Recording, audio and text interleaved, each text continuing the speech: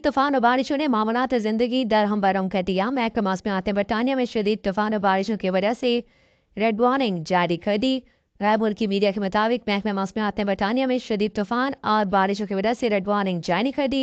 बाद इलाकों में 90 मील फी घंटा की रफ्तार से तूफानी हवाएं चली, जिसकी वजह से निज़ाम जिंदगी बुरी तरह मुतासर हुआ।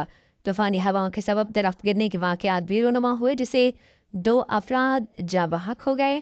खराब मौसम की वजह से मुख्तलिफ हवाई अड्डों से परवाजें भी मनसूख कर दी गईं। रेलवे का शेड्यूल मुतासर होने के साथ साथ कई शहरों में फुटबॉल मैचेस मनसूख हो गए। जनूबी और साउथ वेल्स समेत वेस्ट मिडलैंड्स में 55,000 घर बिजली से महरूम होकर रह गए, जबकि मीडिया रिपोर्ट्स के मुताबिक मुतासर इलाकों में इंतजामिया ने लोगों को घरों में रहने की हिदायत जारी कर दी। इंतजामिया की जानब से लोगों को अपने घरों में रहने की हिदायत जारी की गई हैं। बरतानिया में शदीद तूफान और बारिशों ने मामूलात ज़िंदगी दरहम बरहम कर दिया। महकमा मौसमियात ने बरतानिया में शदीद तूफान और बारिशों की वजह से रेड वार्निंग जारी कर दी।